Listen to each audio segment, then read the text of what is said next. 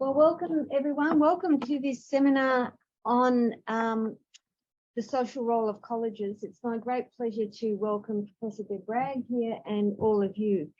Before I commence, I want to acknowledge that we are here working on Turtle Island, and for the benefit of those who are international visitors to our seminar, Turtle Island is the name used by many Indigenous peoples to name the United States and Canada.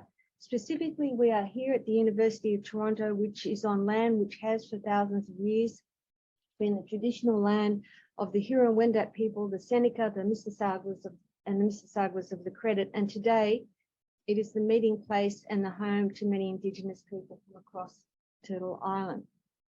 So in this seminar series, we're trying to explore what colleges do. And that might sound self-evident, but it's not at all self-evident, and that's part of the problem.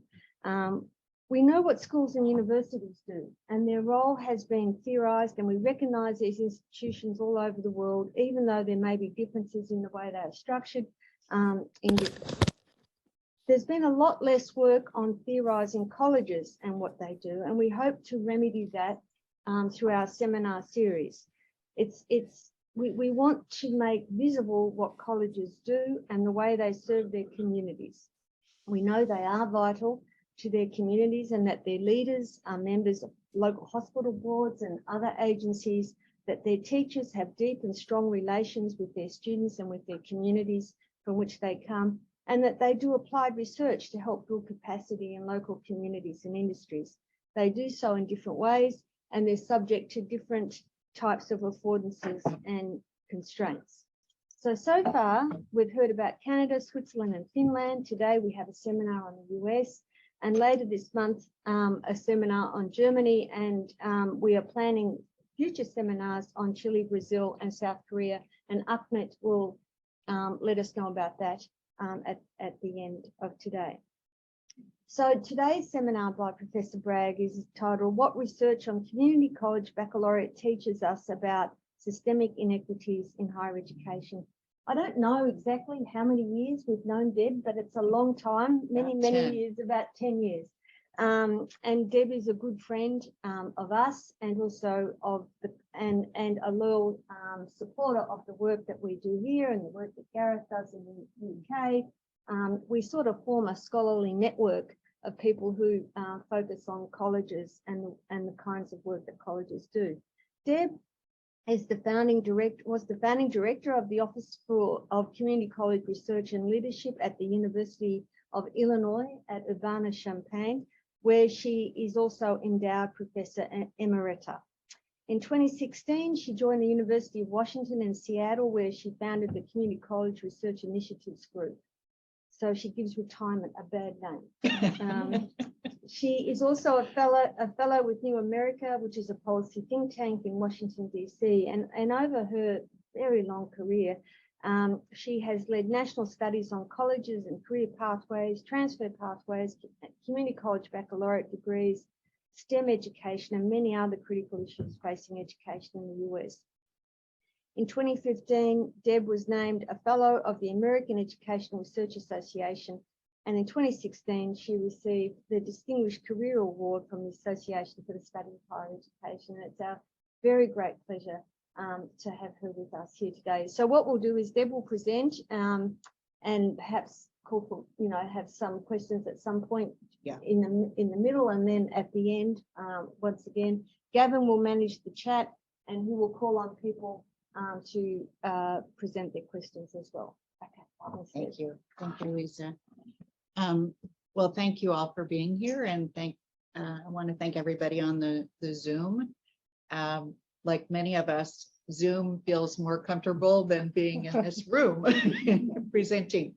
I was telling Ahmed it was March 6, 2020 that I did my last live presentation seminar, so it's been a long time. And preparing, I felt the nerves of not doing this for 2.5 years when I did it so much of my career. It's amazing how that happens. Let me just say I'm thrilled to be here. I'm really pleased to meet you, pleased with the folks who are online, and especially happy to get an opportunity to spend a day with Lisa and Gavin, who have taught me pretty much everything I know about community college baccalaureates, especially in the international context. It was about 10 years ago that I went to Australia for a sabbatical, and I had the wonderful experience of meeting them and learning about their research, and we connected and have continued to stay connected since that time. So international networks are amazing, and I encourage you to always take advantage of those opportunities. I'm going to speak today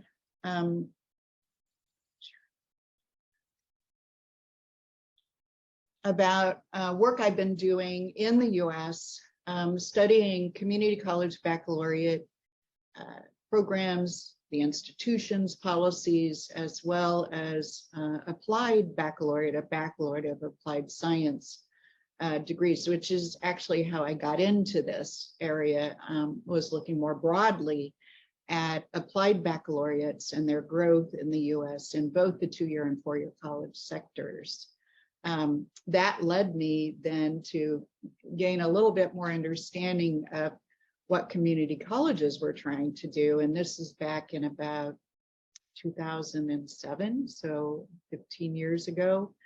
I had the opportunity to work with a colleague who is now no longer with us, but Barbara Townsend, who is just a wonderful scholar and a very good friend too. Unfortunately, we lost very early in life. So I am going to speak from the US context. I try to learn from all my international scholars, but today I'm going to share kind of the US story of where I think we are, and look at the evolution of these degrees, what's influencing their evolution, and then use that understanding to try to look at issues around equity in higher education. And in both, I think, a pro and con perspective, I will be somewhat critical of community college baccalaureates as well. So it's not all a rosy picture that sometimes our advocates for these degrees might want us to think about. And I'm going to pause at the middle of this presentation because I first talk about the US context, and if there are questions at that point, that would be a good time before I launch into all the sort of perspectives around equity, I think. So I look to the now, I think, what is the most current higher education encyclopedia. Higher education in the United States encyclopedia was published in 2002, 20 years ago. Unbelievable. But good friend Kevin Doherty is the person, the scholar, and I see you all shaking your head, so you know Kevin's work, is the person who wrote the section on community colleges. And he makes several important points in this little definition. One is that he defines community colleges as public sub-baccalaureate post-secondary institutions. The fact that he calls out community colleges as public institutions is really very important to my talk and to the perspective. And he also points out that these institutions are distinguished from other types of associate granting institutions. And his point is really that they're a comprehensive curriculum that includes vocational technical education, but is not dominated by vocational technical education. That they provide college access, and you'll see scholars write about the role that community colleges have played in the US to create universal access. We'll challenge that a little bit later. Post-secondary vocational training and community development. So all those in the little definition, Kevin packed in there a lot of the key points that I think we're going to try to examine more closely through the research. And I do have, I'm happy to share the slides, and I haven't completed, but I have started a reference list that I will complete, and I'm happy to share that so you all can find the obvious references. So Kevin's definition, I should say Dr. Doherty, his definition is rather specific. But when you go to the American Association of Community Colleges website and you see their classification of community colleges and colleges that they invite to be members, this is a partial list of the institutions that fall under AACC's community college definition. This is just a partial list. I couldn't even get it all on the page. So, you know, Lisa, when you said this seminar is about what colleges do, in some ways, this is about what colleges are. Yeah. And the variation in structure, curriculum, policy influences, governmental accountability, all of it. And I invite you to tell me, I mean, it's such an enormously wide milieu of institutions in the United States that fall under this umbrella of community colleges. It's not in operationalization of the idea, it's not as tightly focused as Dr. Doherty's definition.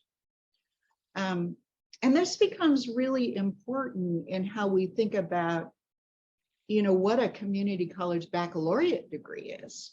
And I'll explain that a little bit more, but how it's not easy to classify institutions and then the degrees within institutions because of this wide variation.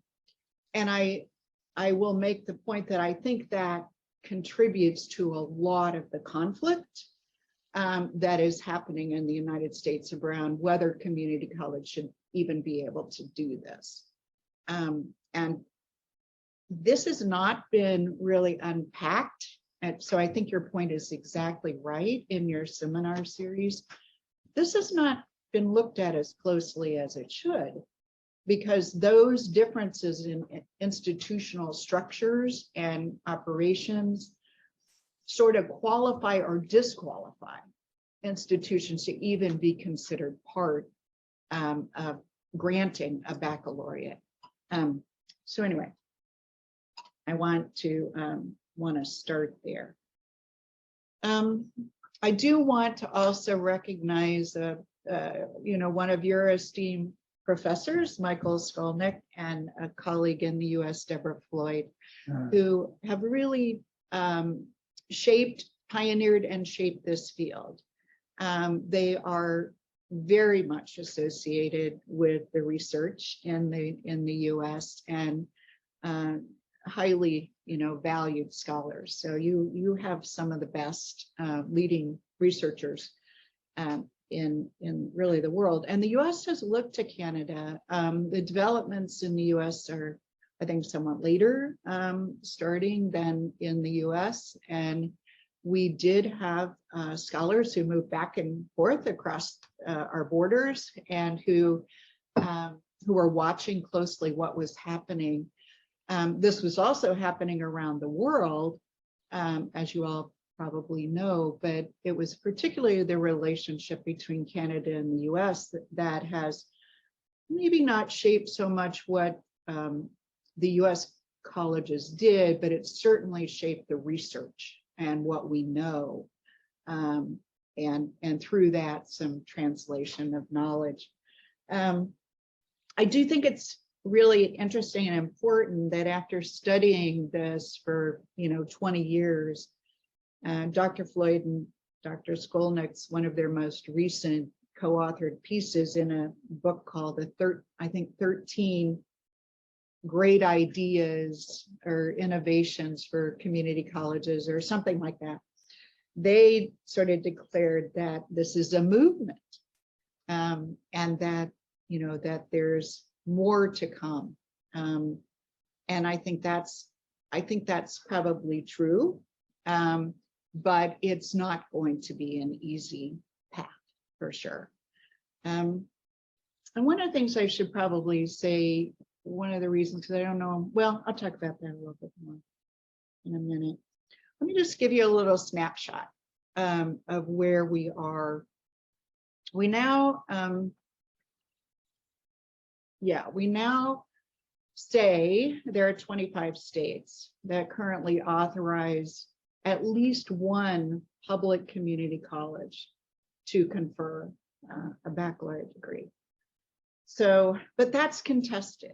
Some of the states that are included do not want us to count their state. And this is particularly true, and I think this is important to understand, this is particularly true in the Northeast region of the country that is very well developed higher education systems, both public and private, and where community colleges are relatively weak systems.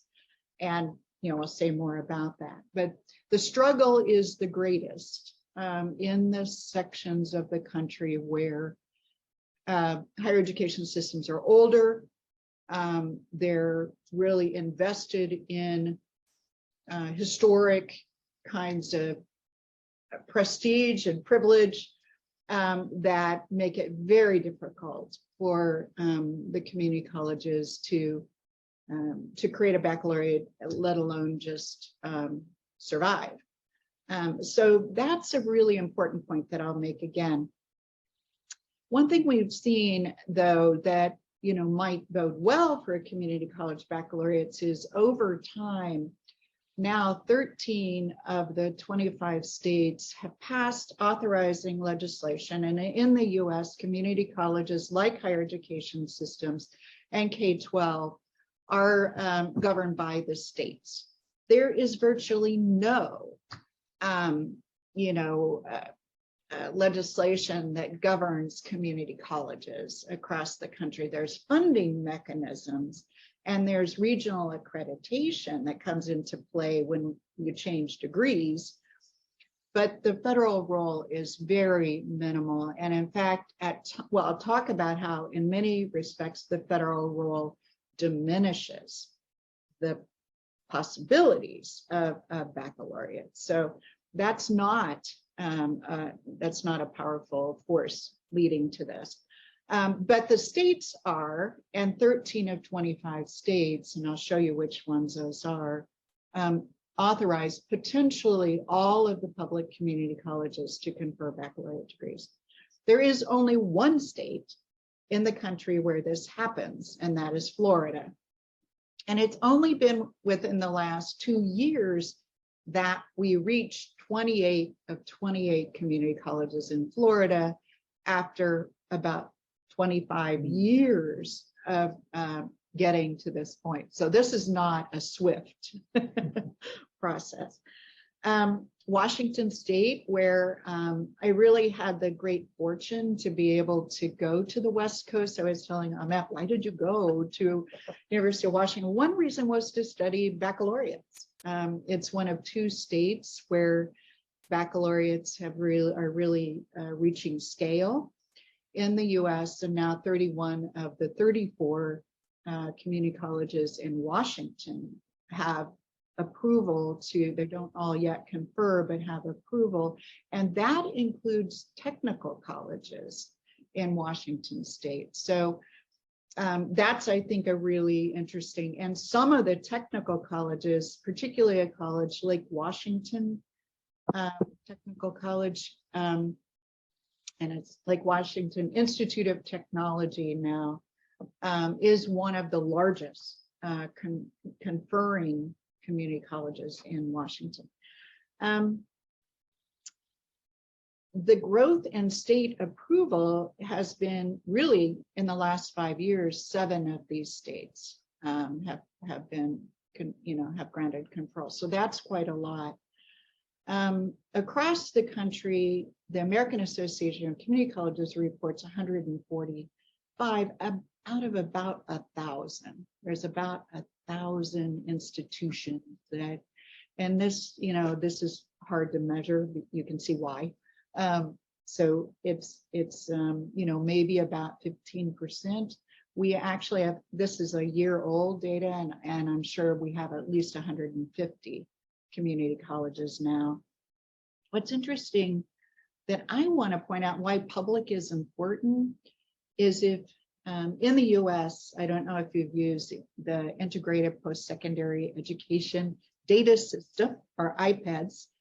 If you use IPEDS and you do a search looking for baccalaureate conferring, associate granting institutions, and you look at public, you'll come up with this number. If you then look at privates that are that same classification, you will triple the number of institutions. So interestingly enough, one of the things I discovered in just playing around a year or two ago is that that's why this debate is so interesting in the public sector, because states will authorize private, for-profit, or not-for-profit institutions. On the private side, those are authorized in states that will not allow their public community colleges to do this. My state, I live in Chicago, my state of Illinois is one of those. I was outraged to find out that we create a system that essentially pushes students into often more costly options to secure the baccalaureate who are in, private 2-year, and will not allow this to happen in the public sector. So I don't really, I don't talk about that too much more, but I just think it's important for us to know why the emphasis on this debate in the public sector is so important and in some ways egregious, I think. I do also think it's important. Tribal colleges in the US are sovereign entities. They're not governed by states. And so those institutions have their own authorizing mechanisms, and 40% of our tribal colleges in the US confer baccalaureates as well, and essentially all the US territories. So again, it's sort of a 50 state issue when we look at it, and looking at the mechanisms that both lead to and prohibit the institutions is important, I think, as we get into a conversation around equity. So here are here's a current map of the states, and you'll see up there Vermont and Massachusetts fight most heartily to keep their colored blocks off the map. But what's interesting here, as I said, 13 of these states, and almost all of the lighter blue, those are the 7 states that have come on board in the last 5 years, and almost all of them, let's see, all but 2 of those allow potentially all of the colleges in those states. And California was an enormous, when Governor Newsom last fall signed legislation that says we're going to lift the pilot, and 117 community colleges are in California. 117. 15 were part of the pilot that started, gosh, in 2015. So now 7, 8 years later, up to 30 new programs can be approved each year. However, I will say I have not heard that any new programs have been approved yet. So I have another project in California, and I will be in Sacramento on Monday, and it's not about baccalaureates, but you can bet I'm going to try to find out what is happening with approval. But in a way, California, because the US looks to California It was very much a pioneering community college state there from very early days. And so the whole country tends to look to California, I would say maybe a little more than Florida, and certainly more than Washington State, as sort of a model. The fact that that state has opened the door, that's a really big change. I mean, if that state were to move forward with authorizing all those degrees, it could be half the country, you know, in the next 4 or 5 years, depending on what's happening. But I will say that a state like Ohio, which you might not have thought about, is in this group. There are 23 community colleges there. This year, they authorized a nursing baccalaureate bill, and now 11 of those 23 colleges are now authorized to develop baccalaureate. So that is a very interesting development. The other is Arizona. That is as you may know, an extremely conservative state, and an interesting argument made by the governor around encouraging competition in higher education, and that community colleges might be the lever to slow down tuition increases at the 4-year university level, and made the argument that we need more competition in higher education, and his expectation that the community colleges could help do that. I have not seen legislation, I have not seen approval yet, but the Maricopa Community College system, which is one of the largest community college systems in the country, I think is presenting to their board 7 baccalaureate programs to be authorized very quickly. So there are some interesting developments, but there are also states like my own that very aggressively is preventing this to move forward, and so that also exists. The other thing I wanted to point out is there's at least 5 states that used to be counted as community college baccalaureate states. They are not, because the institutions have been authorized, predominantly associate, have been granted authority to award baccalaureates, but those institutions have continued to grow their baccalaureate programs, so they are no longer associate dominant. Or systems have changed the classification, like the University of Wisconsin, where all of their community colleges used to be in this massive University of Wisconsin system. The system said, we're going to declassify all of you community colleges, and you'll now be branch campuses, and we're going to grow baccalaureate. So in one fell swoop, Wisconsin was wiped off the map. That's happened in other places. So anyway, my point is there's more going on than you see when you see this map, and it has to do with the variation in the institutions and the way they are evolving. So why, you know, what's causing all of this? The most predominant argument in state legislation, and I'm actively doing a study of state policy now. I've done it before, and others have too, but I'm looking at it, trying to look at it through some different lenses. But it is the argument that there's unmet workforce needs, and that therefore the community colleges need to be granted the authority.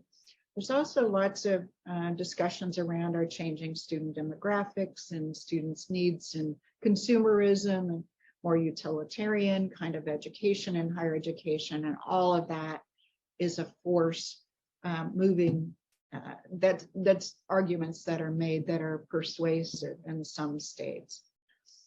The geographic need argument has been most compelling, and it makes sense in the West. So when you look back here, it's not a mistake that almost the entire western side of the United States is built out with baccalaureate programs. So we just have large, you know, massive, like Canada and Australia, large parts of the country where there is not much access to higher ed.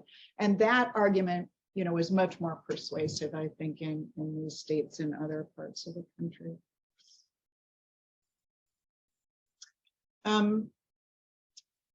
But a big part of this, which I mentioned, is the higher education system's history and governance.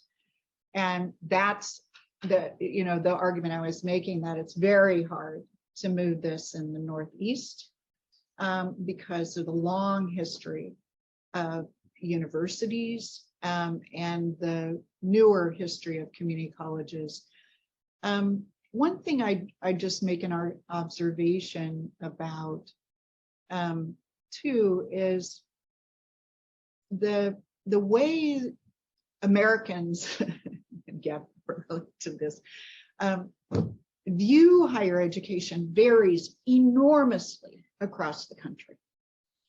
So the view in the Northeast that college is really only legitimate if you're attending, particularly a private, high-priced historic university, it's very pervasive. As you move to the Midwest, there's much more acceptance of the role of public higher education. You know, I'm a product and a former employee of what I think is a great land grant, Big Ten Research One institution. There's a lot of pride in public education. And in the Midwest, the community college systems are more powerful and more respected. As we go to the West, in some ways, higher education is less well defined because it's newer and because it continues to evolve and develop. And it probably, I mean, it seems hard to imagine that in a country even as old as ours, we would still be in this evolutionary state of thinking about higher education. But I think that and differences in how we govern higher education are enormous in our country. An example is your neighbor, Michigan, has virtually no state governing authority over higher education. There is not a state agency. The colleges and the universities virtually govern themselves. So if I want to create a baccalaureate program at a community college in Michigan, all I have to do is put a proposal before my own board. It doesn't go anywhere else. And Arizona is the same way. Well, that's a huge difference between that and a state that has a very rigid governing and accountability system of program approval and authorizing degrees, and every single degree is ticked off. And that's what happens in state. And interesting enough, Florida and Washington have contended with those kinds of more rigid systems. What's different and helpful to both of them is they have very strong community college state boards. The Florida College System and the Washington State Board of Community and Technical Colleges have approval authority over baccalaureate degrees. That does not happen in Ohio. It's still the Department of Higher Education. So these differences come into play in really important ways. I do think policy and politics play an important role. And interestingly enough, in our extremely divided country, the degrees are still, where they're adopted, bipartisan.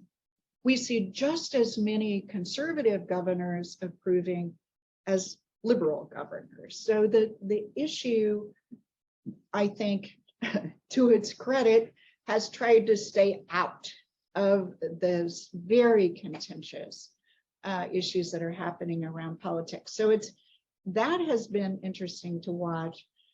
And then the last point I'll make, and I'm going to pause then and see if you have any questions.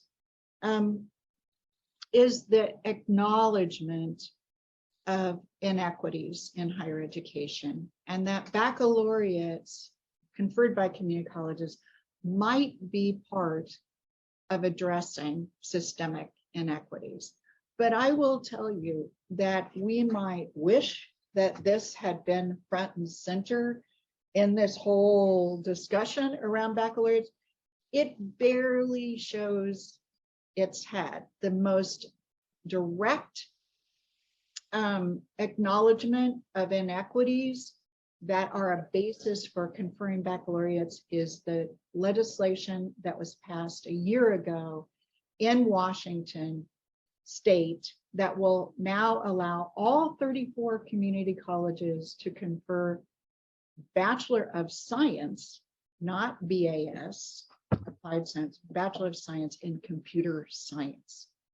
That law lays out the equity issues around preparing citizens, its residents, for computer science degrees, and the issues that are created by the students who receive those degrees and those who do not. So that is the most direct mention of equity in all of these state laws. So it would be nice if we could say this was all about equity, but it's really not pervasive. And when you read the research and the earlier discussions, you can see that. I do want to bring to your attention the Community College Baccalaureate Association is the primary convening professional association. And this is their brand new strategic plan. The top 3 bullets don't really surprise us. A lot of the literature talks about, career opportunities, economic mobility, the workforce, and even accessibility and affordability. The last 4 bullets, though, is interesting, and I am a member of this board, so I could say more about it, but the board has made a decision to really move more intentionally around issues around equity. And I wanted to share these statements because in some ways, as a researcher and evaluator, I would love the opportunity to use these to frame research and evaluation to say, is this really happening? I mean, these are lofty goals, but to what extent are they really operational? And that's sort of where the next part of the talk is going. So I'm going to stop because I've thrown a lot of stuff at you, and I apologize. I do get very excited about this topic. Art, do you have any questions just about what this is before we sort of unpack the issues around equity? Yeah. What does your association mean by support and protect the vibrancy of communities? That is a very good question. I would say it's not well defined. Yeah. I think because community colleges consider themselves serving communities, it's sort of because of that relationship, that point is made. But what the baccalaureates mean to communities is there's almost no research or none that looks at that. So would it go beyond workforce development? Education for citizenship, perhaps? I would hope so. But I can't recall a very deep conversation of that board around what that would really mean. We expect baccalaureates in four-year colleges to educate for citizenship, don't we? Yes. But not necessarily for applied back, or we don't know. We haven't yet explored. Right. Right. I think that's a really, really important question.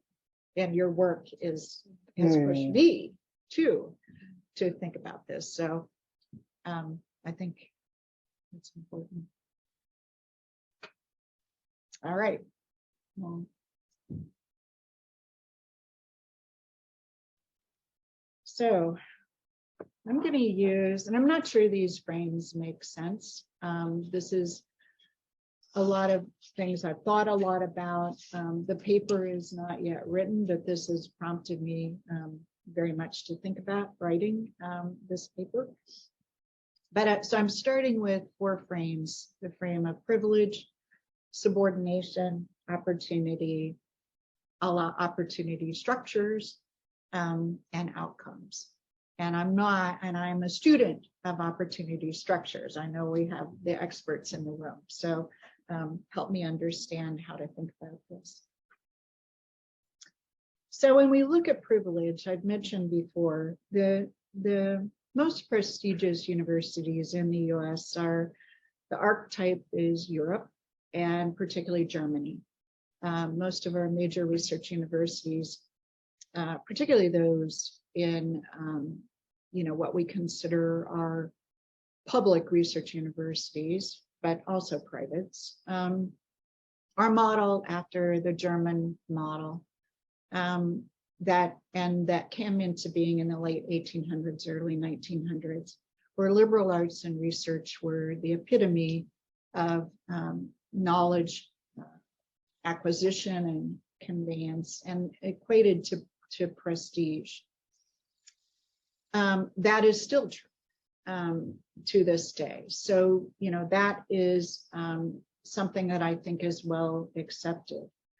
We also, as you have seen, segregate institutions in our country by type, and those types of institutions are then attached to student populations. One of the observations I made as I was going back and reading, it seems like every time in this country when higher education leaders had the opportunity to acknowledge and integrate more diverse students, they chose to segregate higher education rather than integrate. We created, the land grant, President Lincoln, Civil War, the Land Grant Act, and 20 or 30 years later said, let's do that for the Black institutions. Let's not integrate. This is such a good idea. Let's create a federal law for our historically Black colleges and universities, HBCUs. That is what I think also happened when we created community colleges. We said, wait a minute, we have large segments of the population that need, high schools are formed, we have students who could go on, but the universities aren't interested or won't accept those students. What are we going to do with folks? We, again, create another system that's segregated and not integrated into higher education. So we are a system in the US, if you look, system in the grand system, we are a system that historically segregated populations to attend higher education. And I think, we should recognize that. And again, what we're talking about today, I think by studying baccalaureates in that context, you can see these things in a way that you don't normally see them discussed in the literature. We then provide lower funding to institutions that are not predominantly white and middle and upper class students. And it's very easy to see this. CCR, the Community College Research Center, a couple of years ago produced information suggesting the per pupil expenditure for, so your typical university student is twice the level of a community college student. That's pretty inequitable, And there are arguments made to this day that that's appropriate. that is appropriate expenditures for those institutions. You can't conclude differently when we continue to perpetuate funding models that so disadvantage our associate granting institutions. Added to that, the most prestigious continue to use selective admissions and placements, which we know are discriminatory. And ultimately, though, the biggest predictor of where a student will go to college in this pecking order of colleges and universities is the amount of money their parents have. Their parents' income is the largest predictor, regardless of academic preparation. You know, we say in the US, you may have heard it, that a student who comes from a wealthy family but is poorly prepared for college is much more likely to go to a selective and prestigious university than a student who's very well prepared but is poor. That is a fact. That is inequity. So the thing that's most disturbing is that completion rates follow this stratification. So students, why should we be surprised in the more open access institutions are less likely to complete the degrees? And I do want to say that much of what I'm sharing, there's a new book on broad access universities. If you haven't seen it, it'll be on my list. It's very interesting to read because broad access universities are very similar to community college in terms of how accessible they are and how underfunded they are.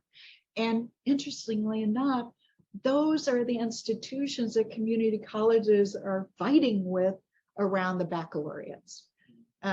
It's not the research ones, although their power will keep them up. Do we have a question or comment? No. Okay. So those are my comments around privilege. I see. I did a study for a number of years. I sort of stepped out of my career in my vocational education research and said, let me learn more about transfer. And so some of the time that we have been apart over the last decade, I've really been studying transfer. And my conclusion is that transfer is just a big freaking bureaucracy maintained by the states to continue to keep our underserved populations from getting baccalaureate degrees. Now, that is a really damning and controversial statement for a higher ed scholar to make. And I say that because many of my predecessors, and me included, work at the institutions that are part of this transfer bureaucracy and who are the worst players in the whole thing. So while we have moved increasingly in the US to rules around transfer and articulation that are supposed to govern and make transfer fairer, the problem is the states don't enforce the rules. So whenever the University of Illinois, my institution, says, but we're not going to honor those transfer agreements with, let's pick one where it's very likely, STEM students, computer science and engineering, we're not, the state says, oh, okay, work it out, which means it's a standoff and nothing happens. This led us to study, can we find places where the bureaucracy maybe has broken down, but institutions still form partnerships to enable students, particularly underserved students, to be able to matriculate. And I'll share with you what we find in just a minute. widely different experiences. The literature, I opened up, if you all probably do Google Scholar, I opened that up this morning. There were probably a half dozen more research studies on transfer experiences of racialized minority students, low income students, first gen students. You know, there's just a huge amount of literature right now that portrays chaos in this system. But I will tell you that there are just as many people in the US, scholars, who say we just need to fix the transfer system. So that perpetuates, you know, this sort of myth that at some point this is going to work. What I think is so hard about it is the entire community college system in the US, the public system, was predicated on the fact that we could transfer students. So it's really hard to let go of an idea that the world considered this magnificent higher education innovation. But I think it's just not effective. I mean, it clearly isn't effective. But the power behind let's just fix it, maybe if we can tweak it a little bit more, you know, but the numbers are so far off. How can so many smart people not see it ain't working?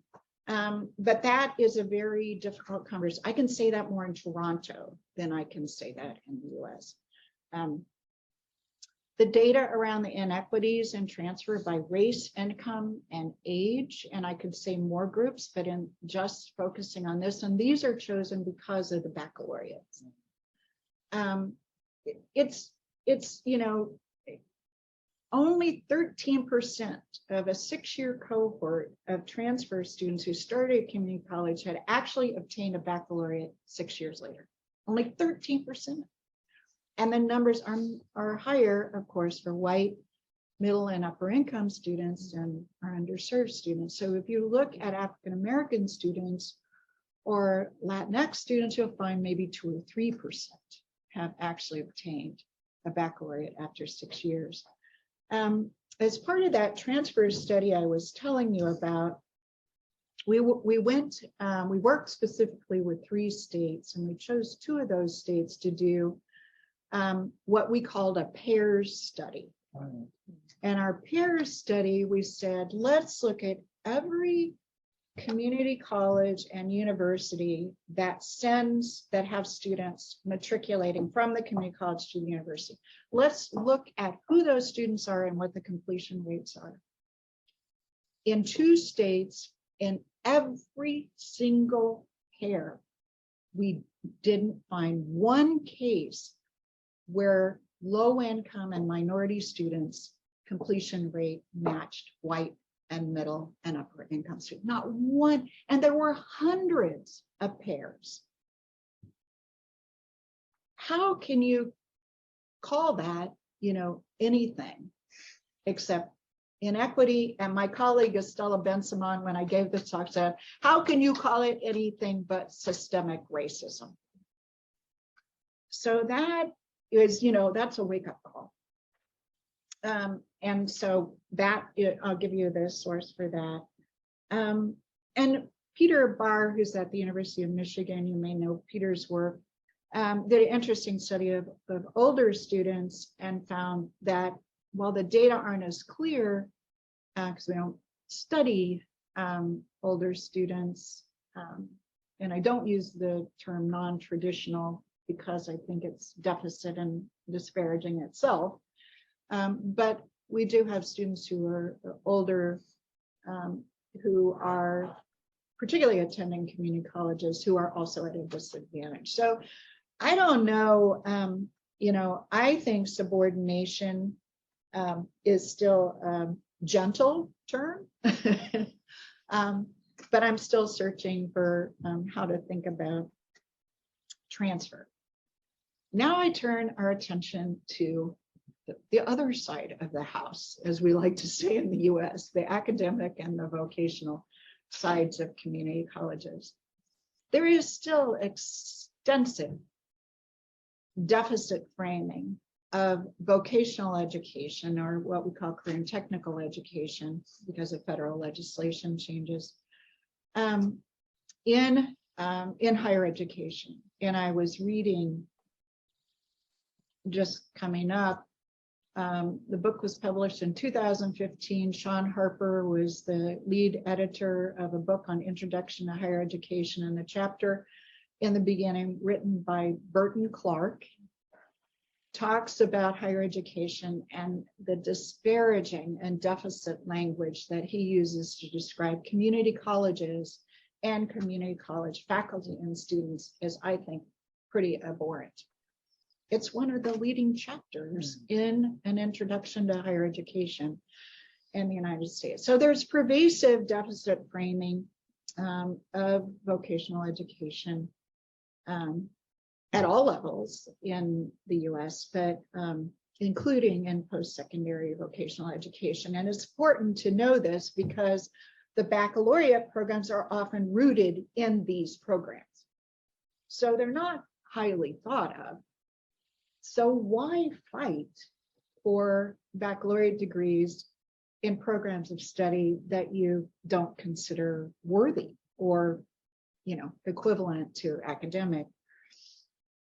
The interesting thing, I think, in this same book and in others, what's also an interesting phenomenon is that our broad access to universities are shifting toward vocational education.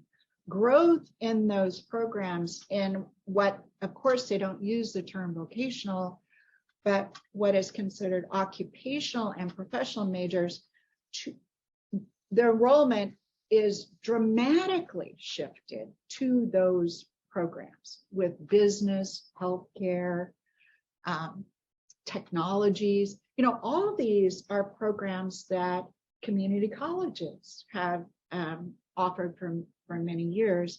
So when community colleges are advancing the baccalaureate, they're coming directly into the the sight of their competitors, and that leads to a lot of the contentiousness because they're fighting for their own identities and enrollments and futures.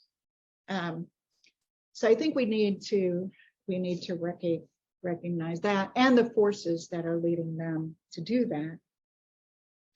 Interestingly enough, Mark D'Amico, who's at University of North Carolina, does some, I don't know if you know Mark, but he does some really interesting good work in post-secondary CTE, and somebody, again, who you want to get to know. He did a study in North Carolina where he looked at, though, the transfer of Associate of Applied Science terminal degrees, which, by the way, continue to be pervasive across the country. And let me be clear, community colleges advocate that they be terminal. So it's not like there's some big uprising of community college faculty who say, oh no, my program shouldn't be terminal. They talk about their terminal degree. That's a terminal program. So these are pervasive programs that are rooted in history. But the thing is, the transfer is growing. There's always been some transfer from these programs, but that is growing, not surprisingly, because the same programs are growing at the regional university down the street. I mean, so they're all growing. And Mark's program does show that when these students transfer, again, racially minoritized students do not complete at the same rate as their white, middle, and upper class peers. So even in this very difficult pathway that we create, we make it harder for students to finish. And then I turn my attention to career pathways, our near and dear topic to my colleagues, and the total dominance of the conversation around career pathways is about micro credentials. You can read volumes on career pathways and not see a single word about baccalaureates in the US. It's a completely different conversation. I mean, I tried to make that connection and I do, but I'm like the lone voice, you know, around. So where are these people going to go? You know, what are we doing? That's not a pathway. But, you know, thank you for your work, because calling out the inequities in pathways that aren't pathways is really, really important, I think. The other thing I want to point out, which I don't know if you know, and I made this point before, is the federal laws that govern and fund career and technical education for high schools and colleges only approves programs that are sub-baccalaureate. So we have a federal law that says you cannot develop baccalaureate programs and use any federal funding. Now, federal funding is pretty pitiful in the US. Less than, we estimate 10% of funding that goes for this function is federal funding.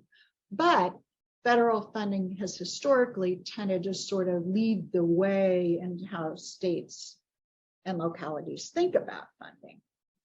So that is another really important force that subjugates this notion that pathways in a vocational or career and technical education program, you know, shouldn't be termed.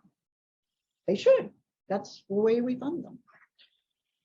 And then, you know, I want to shift then and tell you what I think we know about baccalaureates around outcomes. And I've already shown you outcomes for the system as a whole.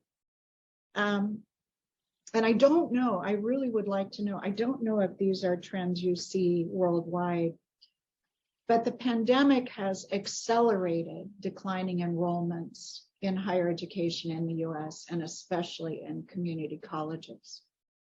So we had declining enrollments after the Great Recession. We reached fuller employment and people just didn't seem to come back. They weren't coming back to community colleges.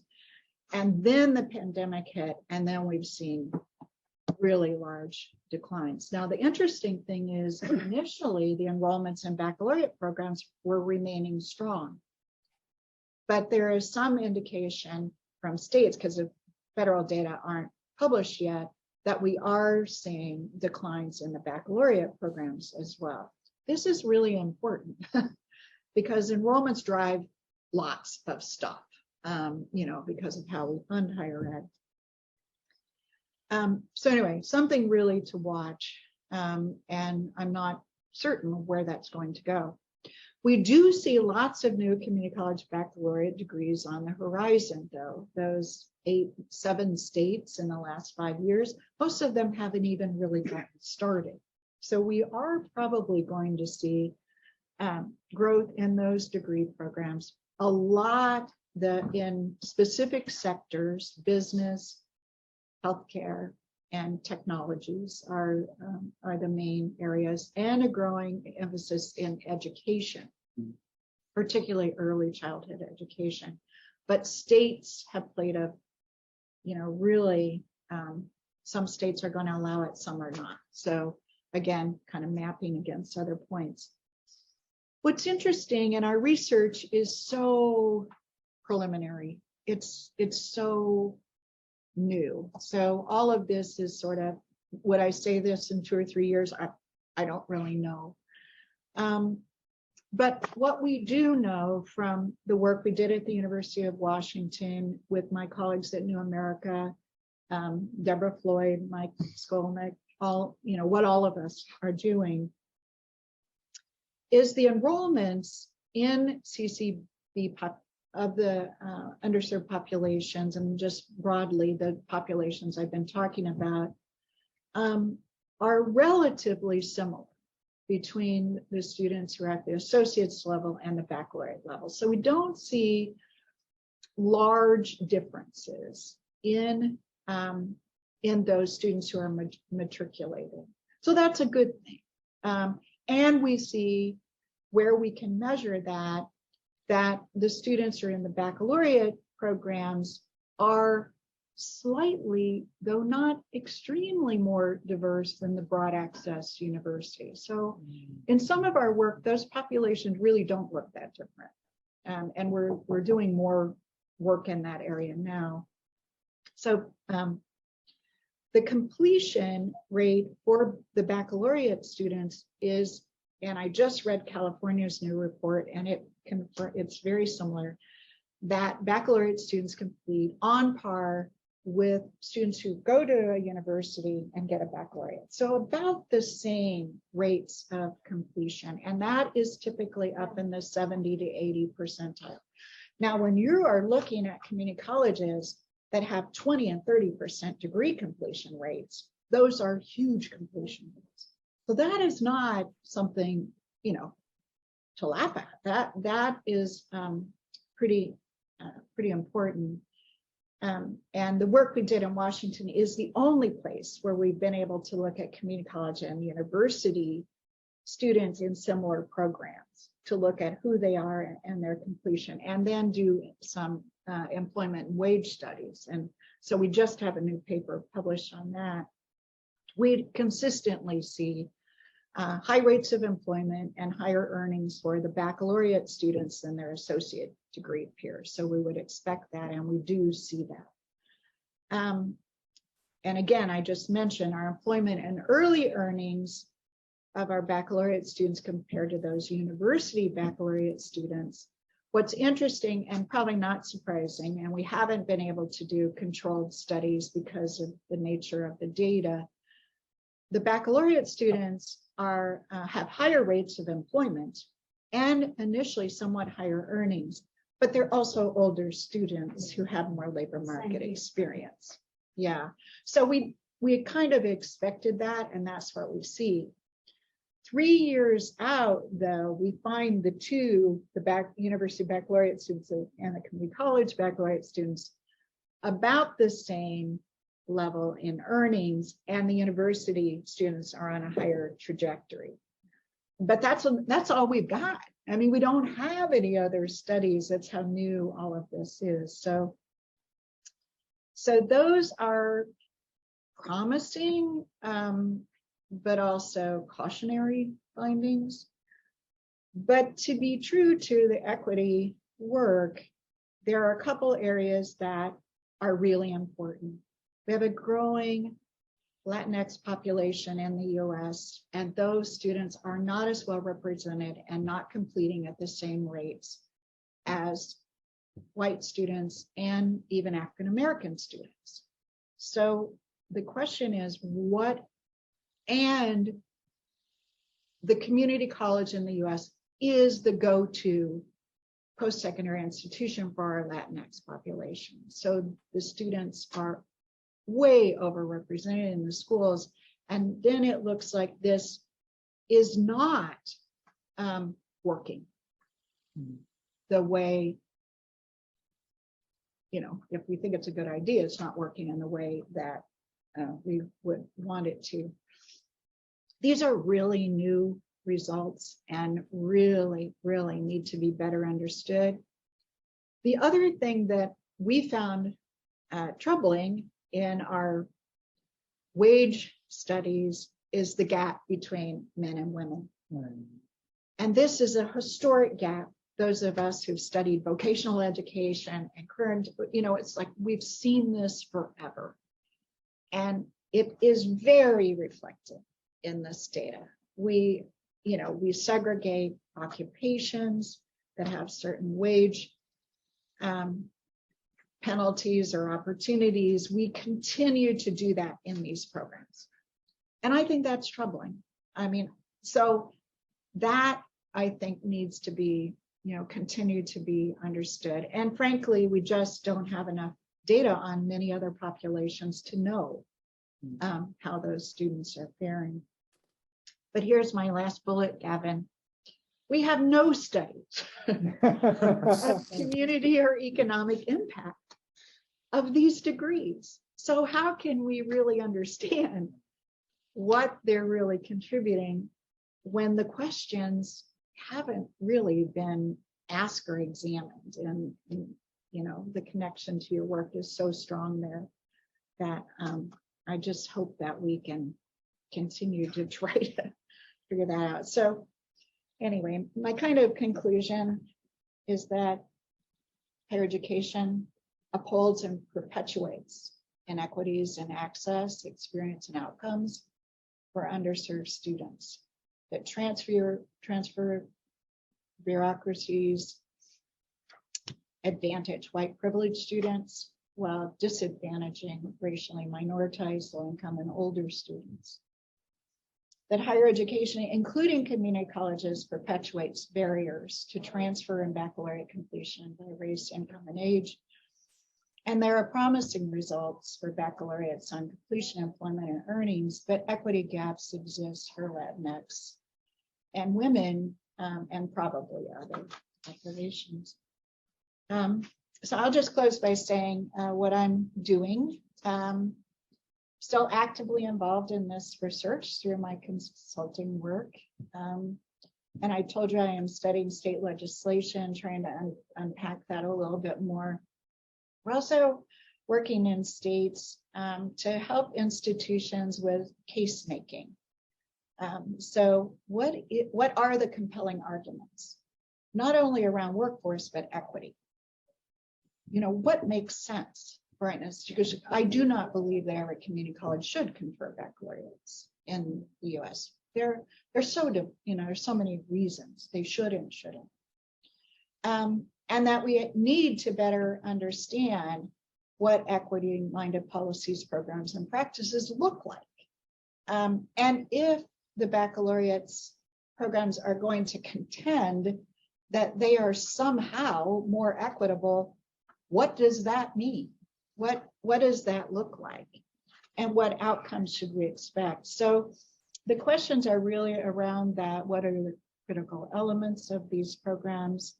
How do they address systemic inequities? And then, you know, what should higher education do about it? So that's my talk.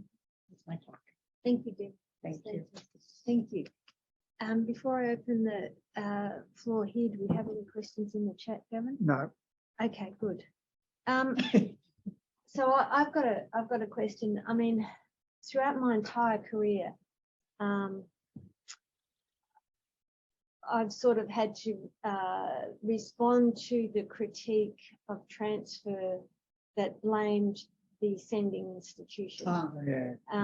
You know, that the problem is the sending institution is deficit and it's badly preparing students, and the receiving institution, you know, has so much work to do that they can't possibly address these gaps. And so for 30 years, this has been the argument that I've had to deal with. And I just wonder, in looking at your, you know, in the data that you reported on the success of the baccalaureate degree in the college, whether we should just forget about transfer and then just just say, well, actually, colleges should offer baccalaureates and master's degrees, and that we should perhaps look more towards Germany and other European systems where they have dual systems, that where it is possible to get a vocationally oriented credential, but at a higher level. Right. What do you think of that? Well, I mean, we in the US continue to be enamored with the dual system. But there are so many forces against it, including higher education, that I don't see any future in the US for that. It's not even, you know, I mean, I guess our closest is the work around apprenticeships right now, but that's primarily at the high school level and as, But I'm wondering if, say, for example, the colleges, if offering baccalaureate degrees became a more established role in what the colleges do. And also, I mean, so the question is being raised here too about master's degrees, whether colleges should offer master's degrees, and we think they probably should. Yeah. So, and in that way, develop an alternative route, which isn't dependent on the apprenticeship system. Yeah. Yeah. What do you think of that idea? I think it's more likely. I think that's in some ways what is evolving, but so slowly. Yeah. But I agree, you know, when I started with Kevin Doherty's book, you know, and Kevin's The Contradictory College really recommended this. Yeah. That was his conclusion after looking at kind of the evolution of community colleges, is that there was really not a way to get out of the subordination problem except to allow community colleges to confer baccalaureates themselves. So in some ways, you know, his 1994 book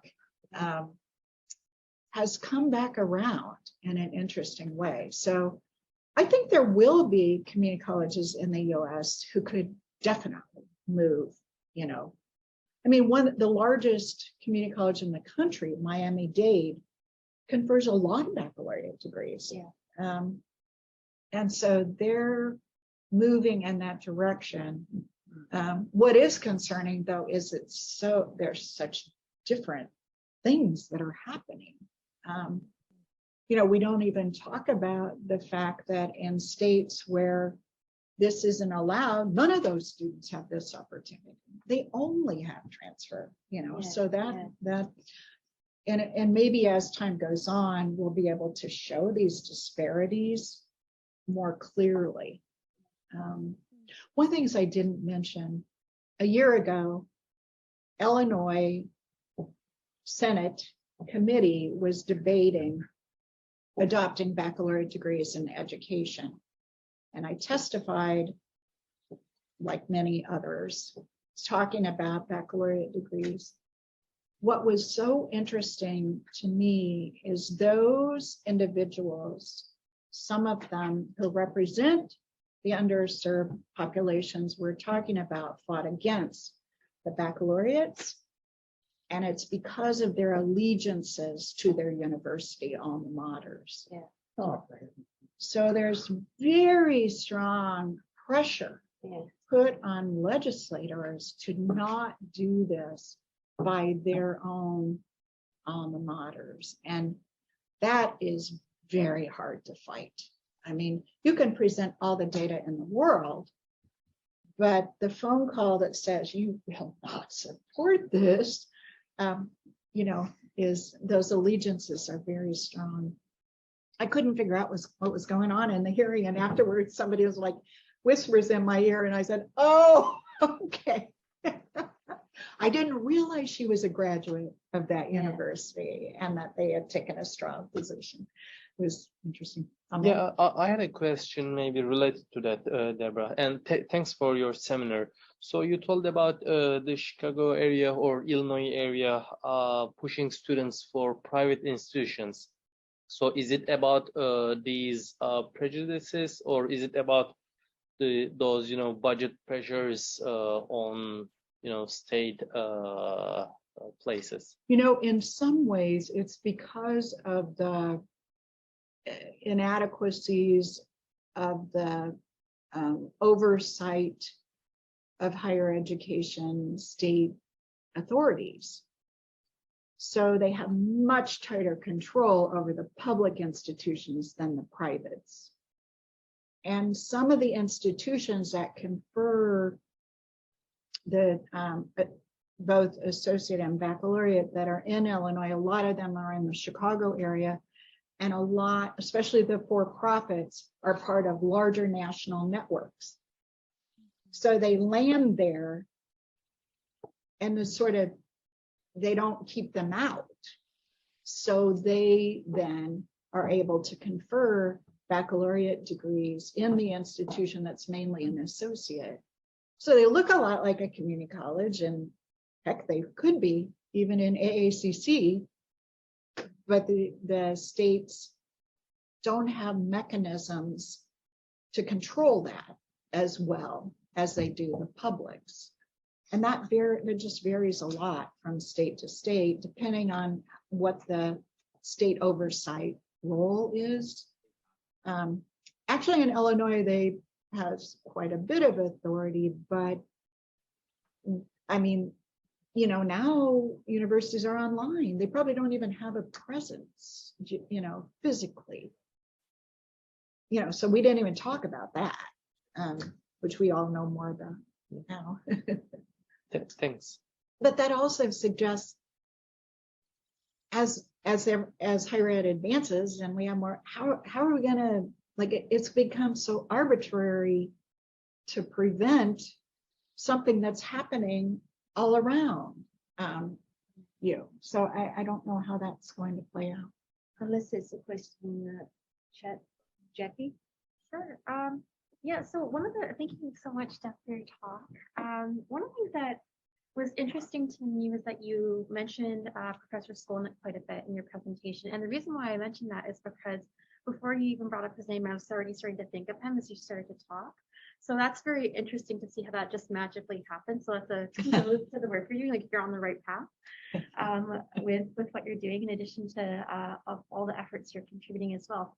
So the question that I have actually relates to a paper by Skolnick that he wrote back in the 1990s, where he talks about, it was actually a paper comparing Canada and the US in terms of equality of opportunity versus equality of outcome. And so how in the US, with many more post-secondary institutions and many more seats, there's a focus on getting people in and to be able to say that you've got the degree, but that there is much more disparity in terms of the perception and prestige of once you left with your degree and what that could then do for you. And so I'm coming back to that and thinking of that paper. I'm just wondering, how does that fit into this conversation in terms of, say I'm the government and government of some state, and I have to make decisions around where to put my money, resources, and why, and define sort of the policy problem. What do you think needs to happen? I think your next phase of research is some of it, to convince them that this is a good route to go in your state, when it's not. I think there's a lot of merit to having community colleges that offer degrees, but the public perception might not match that yet, or the students might be very concerned about, well, when I graduate and I'm up against so-and-so from four-year degree institution, is that going to hurt me in some way, shape, or form in the labor market in terms of the signaling piece and stuff? So I'm just wondering, if, say, I'm the government, your next phase of research already starts to speak to it, but what do you think needs to happen for people in states where it makes sense to put more resources and finances, and also you mentioned permission, essentially, like giving permission for people to pursue these programs more? You have there are a lot of issues there. Yeah. One connection I'd like to make to the work that Dr. Skolnick has done, and also Lisa and Gavin, is around teaching and learning. It's rarely talked about in higher education in the United States. It isn't really, there are very few scholars who actually look at pedagogy at the higher education level. So it is a very structural, instrumentalist conversation around outcomes. And I think that's totally right. If anything, we're more on that, on that vein than ever. And in some ways promoted by President Obama's emphasis on completion. So, that is a regime that is still very much, in play. So I do appreciate when I read other scholars who remind me, this is also about teaching and learning. This is not just about a credential. So you guys do that for me a lot. And one of the things that I find encouraging is that in the conversations that I have with community college practitioners who are interested in creating baccalaureate, is they're talking about teaching and learning in ways that I don't typically hear. So it does challenge the institutions kind of to get out of that mode of credentialing and into the mode of pedagogy by thinking about what does this program of study look like when we think about it from beginning to end. And I think that is another potential benefit of the community colleges conferring baccalaureate degrees. It is sometimes, I've also been in conversations where it is clear that the community college practitioners or faculty don't really understand this. There is thinking, well, we need so many more courses, but not really thinking about what those courses and what that learning should be. So I do think this is extremely important. I was actually prepared as a teacher, and I taught in middle school and high school. So my training was around teaching and learning. And so when I sort of gravitated into higher ed, I was like, where is everybody? So that is an interesting area. I don't know that I think that we're going to get ourselves out of this credentialing box very quickly. And if anything, my fear, is this whole micro credential thing is just so dominates the conversation. And there's no conversation around teaching and learning there. It's just how quickly can we get people in and out with a piece of paper. I don't know if I'm answering your question. Well, it's a good conversation. Thank you so much. I'm wondering if you can say a little bit more about why there's such inequality with Latinx students with respect to the CCB degree, just given that, like you said, they're more likely to attend community colleges. So what accounts for that variation? One of the things we're trying to unpack is because we don't have scale. So the institutions that adopt are going to affect the populations that are served. And in the US, rural institutions are much less likely to have Black and brown students. They are likely to be poor and white. So if you look at who's adopting, some of it may be that we're under utilizing the baccalaureate in areas where we have larger Latinx population. I think that's what's happening in Ohio when we look at what's going on there. The data are really new in California, and I think that is going to be really, really important to look. Is it a geography, or is it in the institutions we are under enrolling and underserving Latinx students? I think it's probably a little of both. But I mean, there is a pretty vast literature, growing literature on particularly Latinx students in transfer and how transfer is failing those students. And my guess is baccalaureates are failing them too. That there's not cultural responsiveness. There's not really the kinds of support students need. I think that's very likely too, because if we're just replicating the unaffected transfer model in a baccalaureate program in community college, that's not going to work very well, and that could be happening. Sorry, yes, this will be the last Okay, question on the- so I take a lot of time. So, no, thank you very much. That was Carol. a great introduction for me to the US system. I still like David Lavery's history of American higher ed with the title Complete Mess. And He's a brilliant it's scholar. still, You're for me, reading it's still a bit like a complete mess. She, So when we compare the talks we had in this series so far, I think we don't really see a clear thread or where a theory of the community college could be, or what have to be part of it.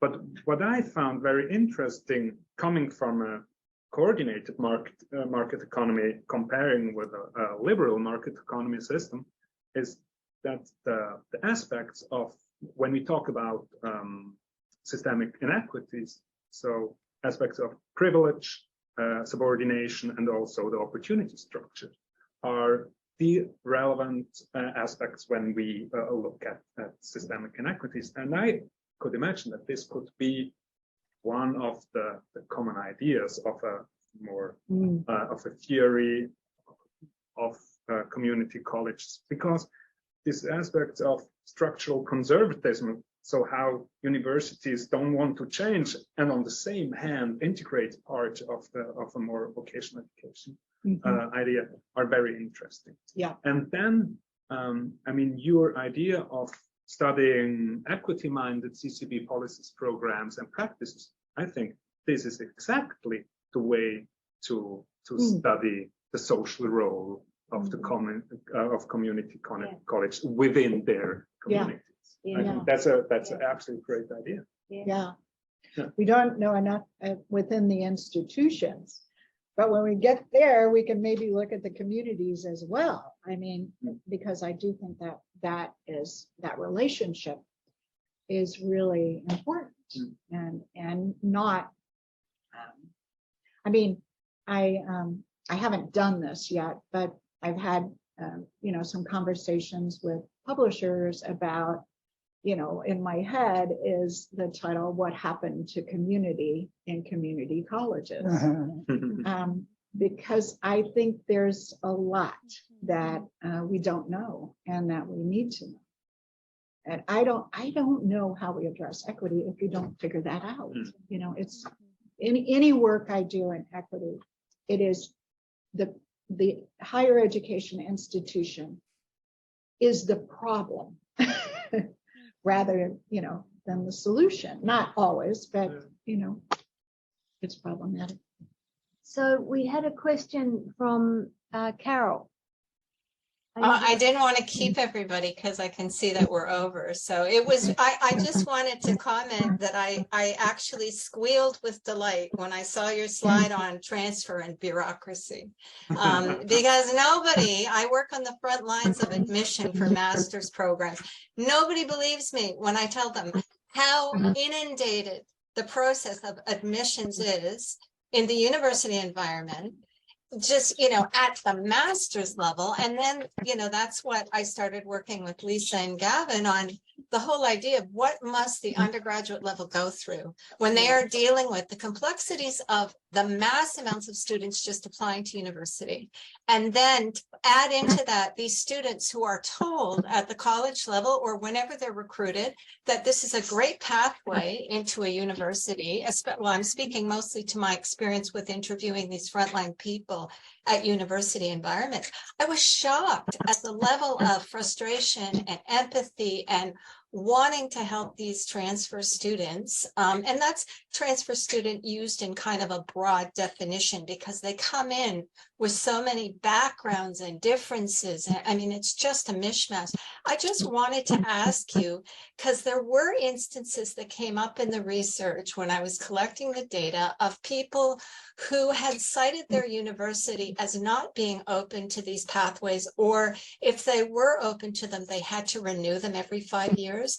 And they were starting to freak out a little bit because colleges were like going, yeah, no thanks. I think I'll pass this year on renewing our pathway, because the college had developed their own, sort of either towards a baccalaureate or some mechanism that they were like, universities, you don't want to work with us? Okay, bye, we'll go somewhere else. Do you think that, I mean, I sound like a little bit of a rebel here, but do you think that if colleges were more willing to fight further rather than go for these transfer pathway options, which, as you described, are these quick fixes, which, by the way, are not, from the frontline perspective, do you think that's a way that colleges could have more leverage to push forward their own agendas for getting more degrees that are, kind of like not exactly dual, because as you said, it's going to take a long time, but pushing further towards that dual sort of system than being so reliant on these really ridiculous amounts of individual pathways for every single program you can imagine. Like that was a rant, but I was excited to see your slide. So I know it's very strange to be excited about a slide, but great slide. I loved your rant. That was great. I have two thoughts. One is that when the Illinois Senate said we're not going to entertain a bill on education baccalaureates, but instead the governor is going to appropriate $40 million to put community colleges and universities into a consortium to work it out. Yes, that you do. Huge amount of money. We shall see if that works it out. That is an interesting development, but we're going to buy off, the community colleges. The same thing has just happened in Michigan. So there is more acknowledgement, I think, of the interest of the colleges in doing this. And one of the solutions is, well, let's just throw some money at it and defer this down the road.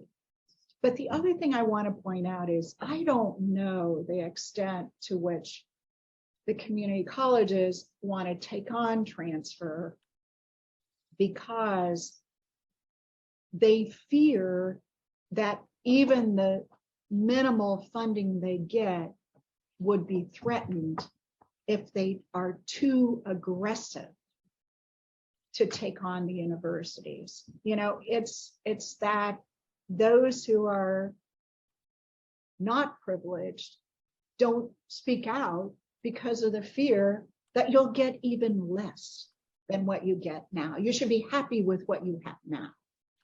So, and that's strong, but I think there is an element of that leads community colleges to just sort of go on with this transfer thing and not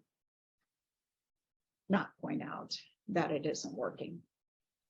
Well, look, on that very cheery note, we might bring the seminar to a close, but just before we do, I'll ask Ahmed to talk about our next. Yeah, for the next step. So thanks for the presentation. Thanks everyone for attending.